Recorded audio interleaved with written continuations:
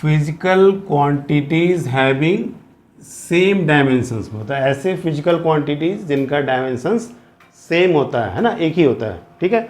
This is very important for your NEET, JEE Main and advance exam, है ना, आपके class के test के लिए भी इंपॉर्टेंट है, तो इसको आज हम लोग पढ़ेंगे। So welcome to AMIT academy of motivation and interesting teaching, है ना। मैं अमित कुमार, एक मोटिवेटर और गुरु ऑफ इजी फिजिक्स हूँ, है ना।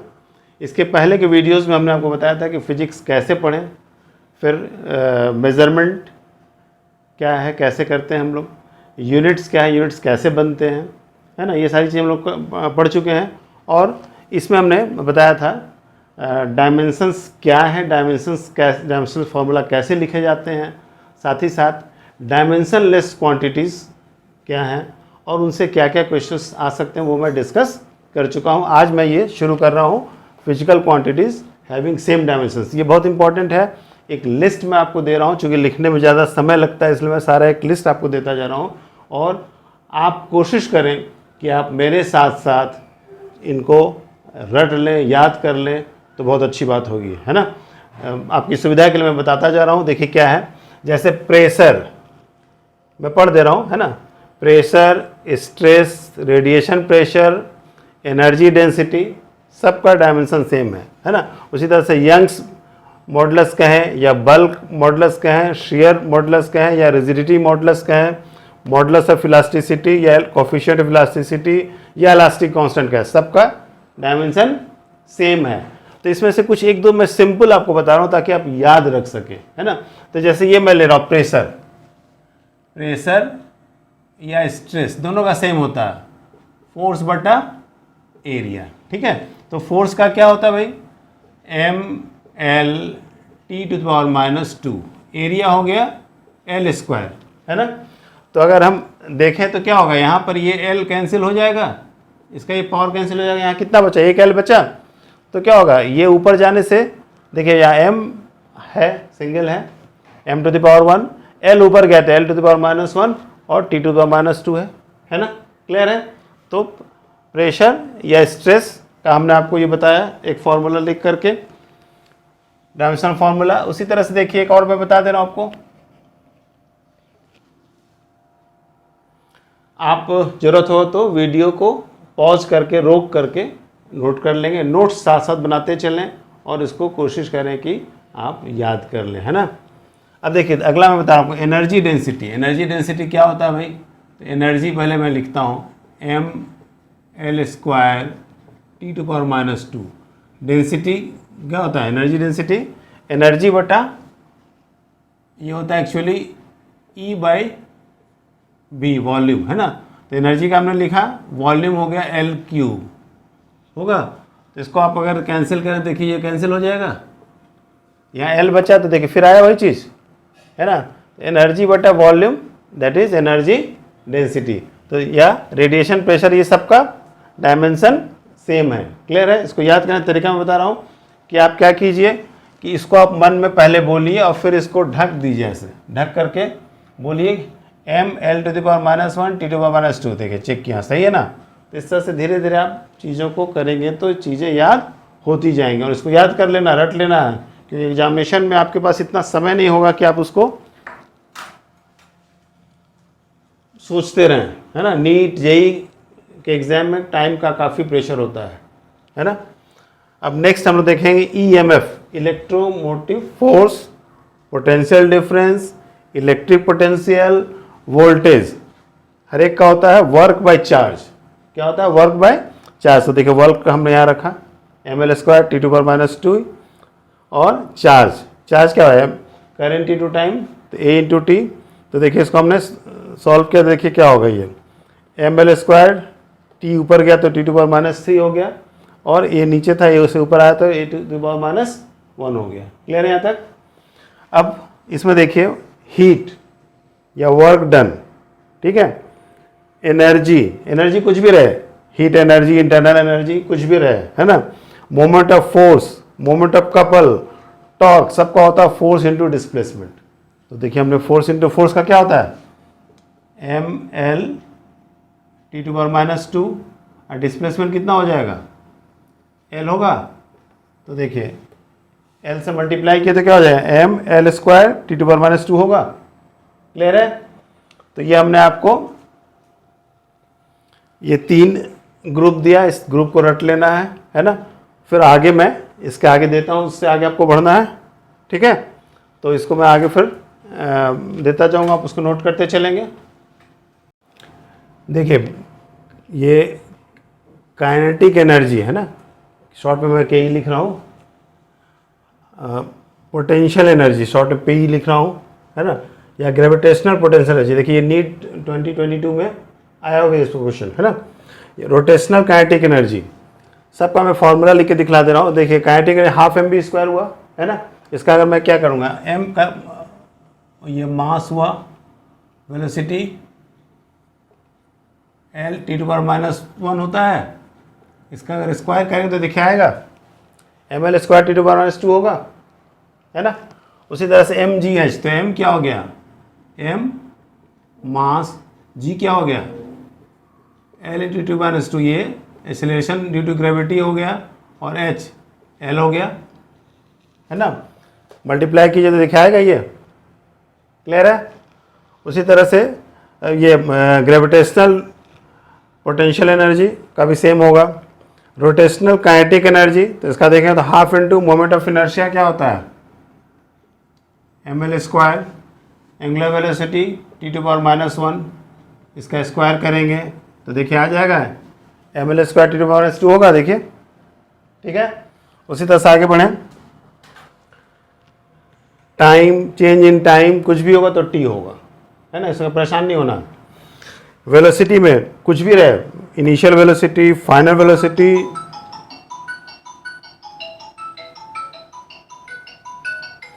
वेलोसिटी में देखिए कुछ भी रहे, velocity, initial velocity, final velocity, change in velocity, है ना, क्रिटिकल वेलोसिटी, इसको वीसी से डिनोट करते हैं। इसके वेलोसिटी सभी का L into T to power minus 1 होता है। देखिए मैं इसमें तरीका है ऐसे डायमेंशन लिखना है, हमने बताया था लास्ट क्लास में कि एम एल और टी जरूर हम लोग दर्शाते हैं, है ना, लेकिन मैं यहाँ जानबूझ के एम नहीं शो कर रहा हूँ ताकि आपको छोटा रहेगा तो याद करने में सुविधा होगी, है ना। एम देख के हो सकता है आप कन्फ्यूज करें, एम नॉट ऐसे मुझे लिखना चाहिए, यहाँ भी एम नॉट एल नॉट लिखना चाहिए, मैंने M to the power 0 L to the power 0 फिर टी लिखना चाहिए, लेकिन मैं सिर्फ टी इसलिए लिख रहा हूँ कि ताकि आपको याद करने में देखिए एग्जाम में हम लोग को कॉम्पिटिटिव एग्जाम में क्वालिफाई करना है, बहुत सी चीज़ हम लोग ऑब्जेक्टिव एग्जाम में इग्नोर करेंगे, है ना, जो सुविधाजनक होगा वही करेंगे। क्लियर है? ये देखिए एस्केप वेलोसिटी, अभी हम लोग अंतरिक्ष की बात कर रहे हैं, स्पेस की बात कर रहे हैं, ये कहाँ पे इस्तेमाल होता है, एस्केप वेलोसिटी, जब किसी चीज़ को हम स्पेस में भेजते हैं तो जिस वेलोसिटी से कोई चीज़ जाता है स्पेस में दैट इज एस्केप वेलोसिटी, है ना। तो ये अभी देखिए अब चर्चा में है, तो यहाँ तक क्लियर है। तो ये हमने आपको बताया 1 2 3, यहाँ फिर 3 दिया, फिर आगे और मैं लिस्ट दूंगा, उसको आप इसी तरह से समझते चलिए, सीखते चलिए, याद करते चलिए, तो आपको सहूलियत होगी, है ना। आप इसको नोट कर लीजिए। देखिए क्यूरी, है ना, मैं ये बताता चल रहा हूँ कि क्या होता है ताकि आपको याद करने में, समझ के कोई चीज़ याद कीजिए तो जल्दी आप याद कर पाएंगे, है ना, फिर वो चीज़ें याद भी रहेंगी। तो क्यूरी होता क्या, नंबर ऑफ एटम्स डिकेइंग पर सेकेंड, एक सेकेंड में कितने एटम्स डिके करते हैं ना, वो कहलाता है क्यूरी। तो ये होता है क्या, number of atoms by time. तो नंबर ऑफ एटम्स क्या नंबर है, तो नंबर का क्या होता है, डायमेंशन नहीं होता है, तो कोई डायमेंशन नहीं हो, इसलिए हमने डैश कर दिया। टाइम का हमने टी लिखा, टी नीचे ऊपर जाएगा तो क्या होगा, टी टू पावर माइनस 1 होगा। उसी तरह से फ्रीक्वेंसी मतलब क्या होता है, number of vibrations by time. क्यों कि हम लोग क्या देखते हैं फ्रीक्वेंसी में कि कोई चीज़ यूनिट टाइम में कितनी बार हुआ, उसी को कहते हैं फ्रीक्वेंसी, है ना। तो number of vibrations by time, तो फिर वही चीज़ होगा। क्लियर है ना। अब आप आइए लेटेंट हीट, तो लेटेंट हीट होता है आपको हीट एनर्जी बाय मास। तो देखिए होगा हीट एनर्जी क्या होता है, M L square T to power minus 2 और बाय मास, मास नीचे हो गया, मास मास कैंसिल हो गया, तो देखिए हो गया M to the power 0 L square T to power minus 2 बचा। उसी तरह से ग्रेविटेशनल पोटेंशियल, तो वर्क डन बाय मास, तो वर्क डन क्या होता है, वही होता है एम, वर्क डन मतलब क्या हो गया, फोर्स इंटू डिस्प्लेसमेंट, है ना। तो M L square T to power minus 2 हुआ और नीचे में मास, तो मास मास कैंसिल हो गया, आया बचा, है ना, m 0 हो गया। अब देखिए एंगुलर मोमेंटम या एंगुलर इम्पल्स, है ना, या प्लैंक कांस्टेंट, देखिए वेरी इंपॉर्टेंट है ये, इस पे हमेशा क्वेश्चन आता है, तो इसको मैं समझा देता हूँ तो आपको याद करने में सुविधा होगी। देखिए होता क्या है, फॉर्मूला है energy equal to H nu, है ना, energy equal to H nu, H means Planck constant. तो अगर इसको हम इसका वैल्यू अगर निकालना तो क्या करेंगे, ऐसे होगा, देखिए, तो अगर एच को एक तरफ ले आए तो ई बाय न्यू होगा, न्यू मतलब फ्रीक्वेंसी, है ना, तो एनर्जी लिखेंगे M L square T to power minus 2 लिखे, और न्यू मतलब टी टू पावर माइनस 1, है ना। तो देखिए ये कैंसिल हो जाएगा, ये कट जाएगा, इसका ये कट के -1 बचेगा यहाँ, तो M L square T to power -1 हुआ। क्लियर है।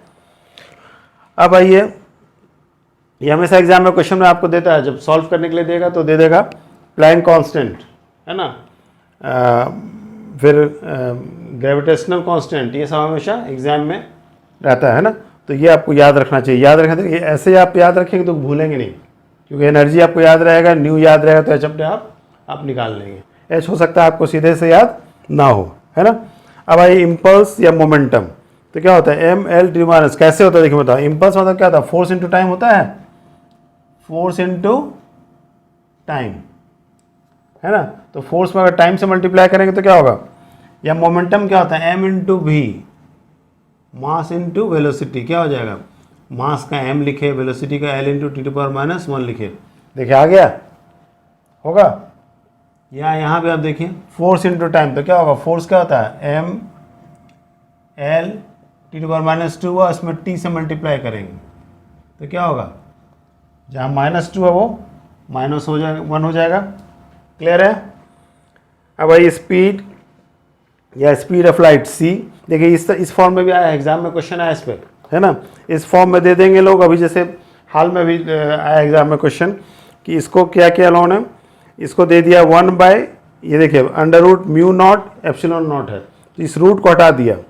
अगर मान लिया आप इस पर पूछा जाए, देखिए इसको पहले समझ लीजिए, ये हो रहा है ना l इंटू -1 हो रहा है, अगर क्वेश्चन मान लिया ऐसे दे दें 1/μ0 एप्सिलॉन नॉट इक्वल टू क्या हो जाएगा, ये एग्जाम में भी आया हुआ है, अभी 2021 में 22 में ये क्वेश्चन आया है ना, तो देखिए इसमें क्या हो जाएगा, ये मतलब इसका अंडर रूट, ये रूट हटा रहे हैं, रूट हटा रहे हैं मतलब क्या कर रहे हैं, इस पूरे को स्क्वायर कर रहे हैं, तो क्या हो जाएगा, ये स्क्वायर हो जाएगा, तो स्क्वायर करें तो क्या हो जाएगा, l square T to power -2 हो जाएगा। देखिए ये चीज़, ये एग्जाम में आया, इसलिए मैं आपको बता रहा हूँ अभी हाल में, है ना, ध्यान दीजिएगा। इसमें लोग कन्फ्यूज क्या किए थे कुछ बच्चे इस एग्जाम में, कि सबके दिमाग में था कि भाई 1/√μ0 एप्सिलॉन नॉट भाई ये इसका ये होता है, लोगों ने ध्यान नहीं दिया कि यहाँ से ये रूट हटा दिया गया, रूट हटा दिया मतलब क्या, उसको स्क्वायर करेंगे तो l square T to power -2 होगा, है ना। क्लियर है।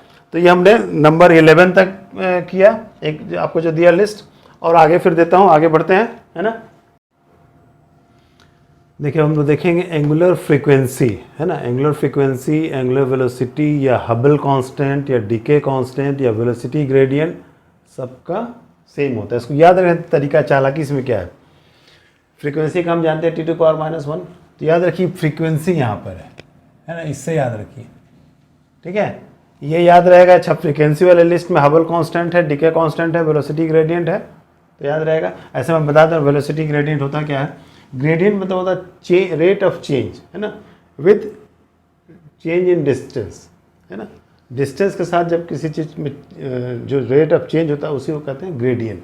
तो उसमें होता है क्या, वेलोसिटी बाय, देखिए होता है बराबर होता है वेलोसिटी बाय डिस्टेंस, क्या हो जाएगा, वेलोसिटी होता है l into T to power -1, है ना, और डिस्टेंस l होगा तो देखिए हो जाएगा, आया। क्लियर है। उसी तरह से एंगुलर वेलोसिटी, देखिए एंगुलर वेलोसिटी क्या होता है, एंगल का कोई डायमेंशन नहीं होता, तो एंगुलर वेलोसिटी क्या होता है, एंगल बटा टाइम, है ना, तो एंगल का कोई डायमेंशन नहीं होगा तो टी टू पावर -1 होगा, है ना। उसी तरह हबल कांस्टेंट, डीके कांस्टेंट, सबका ये याद रखना है आपको, इसको सीधे रट लेना है, क्योंकि इस पर क्वेश्चन आया है, हबल कांस्टेंट पे इधर हाल में क्वेश्चन आया है ना।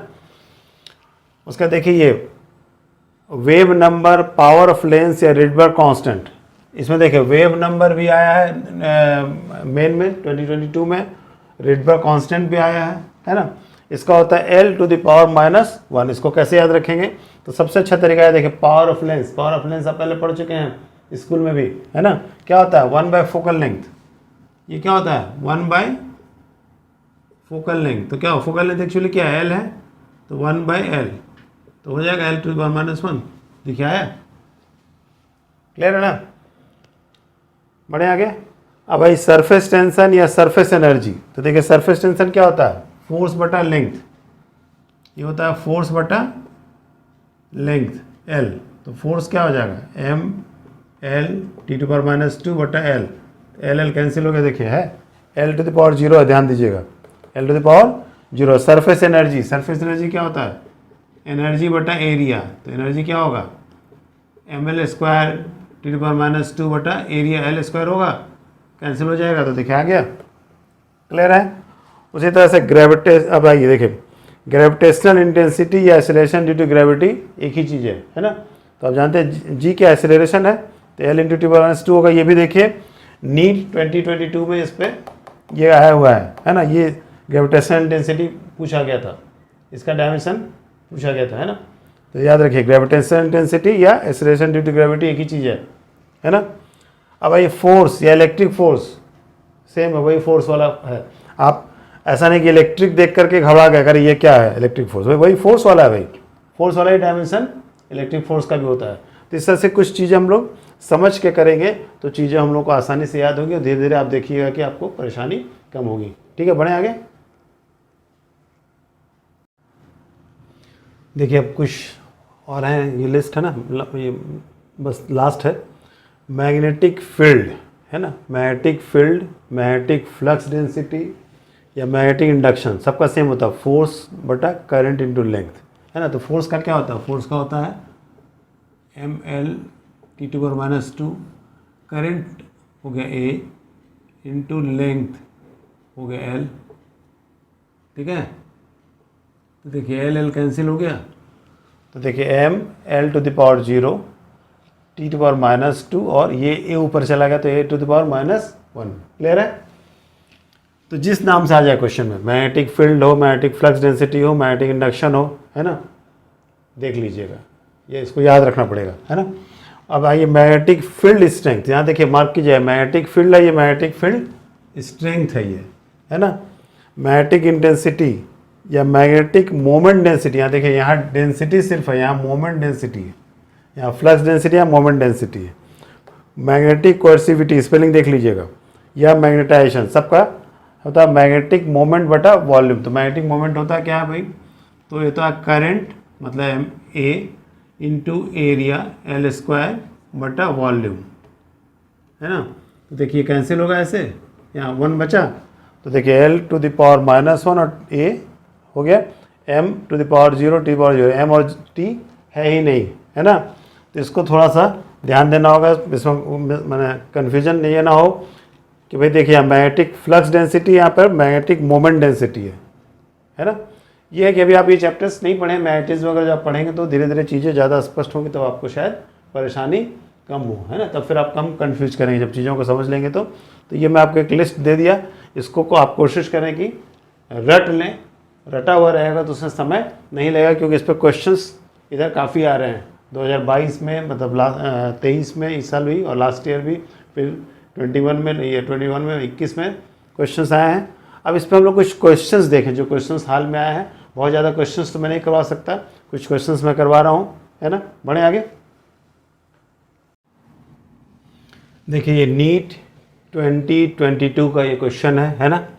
इसमें दो लिस्ट है, लिस्ट 1 और लिस्ट 2, उसमें मैचिंग आपको मैच कराना है ना? तो मैं पढ़ देता हूँ। ग्रेविटेशनल कांस्टेंट जी, बी में gravitational potential energy, C gravitational potential, D gravitational intensity. इधर है 1 L square T to power -2, 2 में M to the power -1, L to the power 3 ना, L cube T to power -2, ये है L into T power -2, यहाँ M L square T to power -2, है ना? अब इसमें देखिए मैच कराना है। इसमें एक चालाकी है, देखिए चालाकी क्या है, कुछ जो नहीं कि आप सब मैंने आपको सभी का डायमेंशनल फार्मूला पता हो, है ना?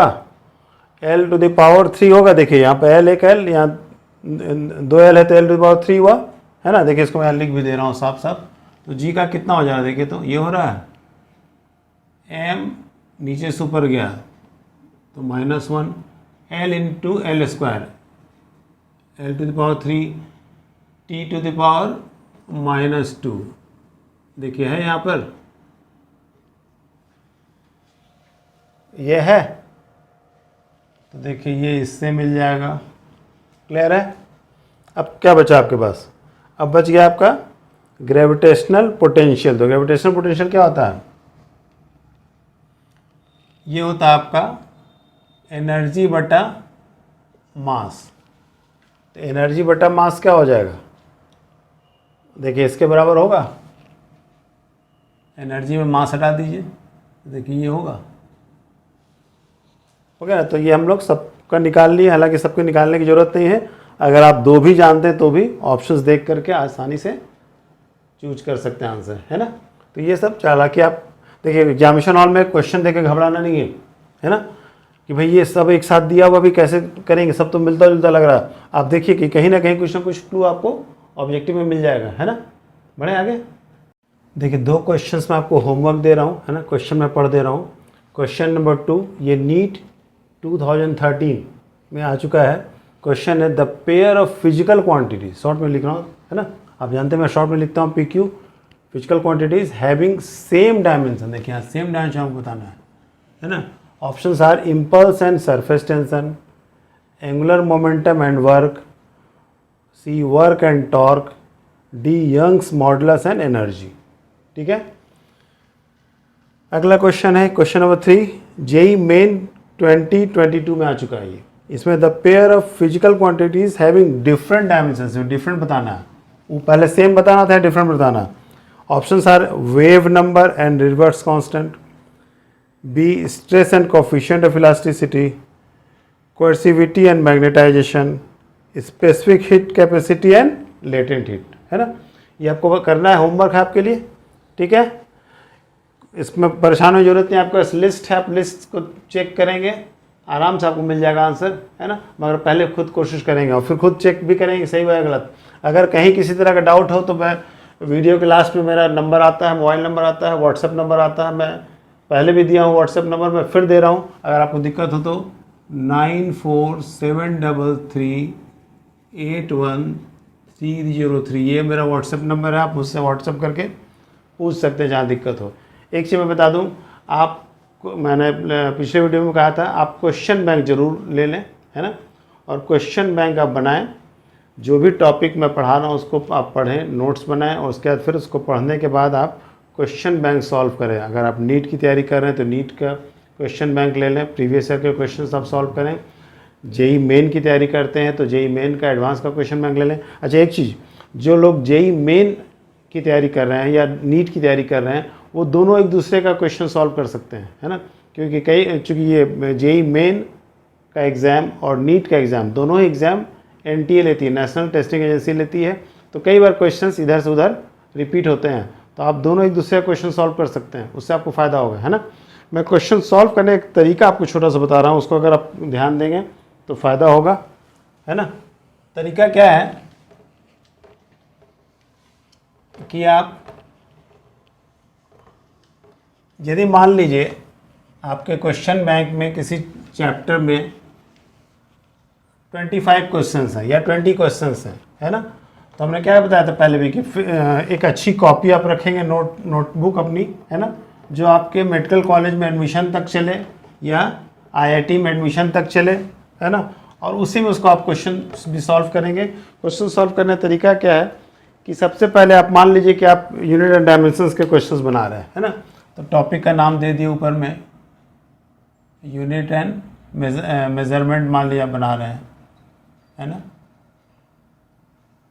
टॉपिक का नाम दिए, डेट दीजिए, और फिर अगर मान लीजिए 20 क्वेश्चंस हैं तो 20 क्वेश्चंस के लिए पहले आप जगह बना लीजिए, 1 2 3 4 5 6 7 8 9 10 इस तरह से नंबरिंग पहले कर लीजिए, है ना।